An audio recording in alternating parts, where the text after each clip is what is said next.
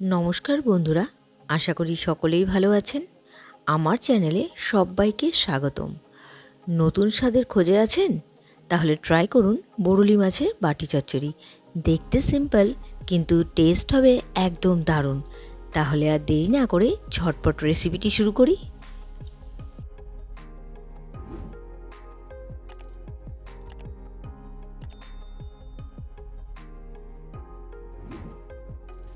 আমি বরুলি মাছের বাটি চচ্চড়ি বানাবো, সেজন্য বরুলি মাছ নিয়ে নিয়েছি। এখানে 250 গ্রাম বরুলি মাছ আছে, আর আমি যেই বাটিতে বসাবো সেই বাটিতেই নিয়ে নিয়েছি।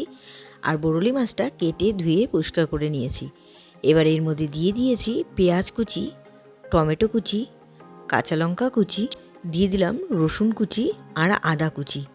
এবার এর মধ্যে আমি দিয়ে দেবো ধনে পাতা কুচি দিয়ে এর মধ্যে গুঁড়ো মশলা আমি ব্যবহার করব, হলুদ গুঁড়ো। তারপর আমি এর মধ্যে দিয়ে দিব সামান্য পরিমাণ জিরে গুঁড়ো। এবার এর মধ্যে আমি দিয়ে দিব লাল লঙ্কা গুঁড়ো।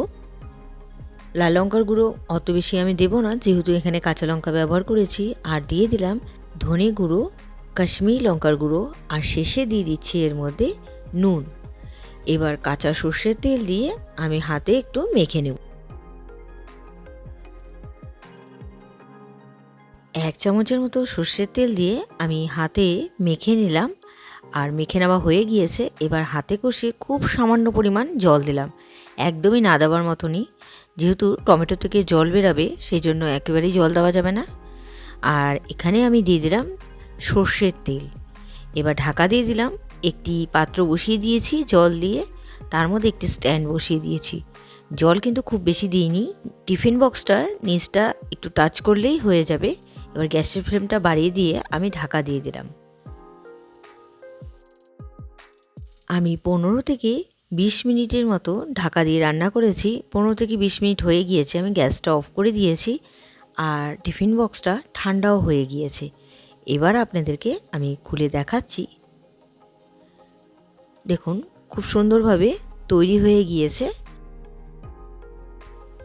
তৈরি হয়ে গেল আজকের রেসিপি বরুলি মাছের বাটি চচ্চড়ি।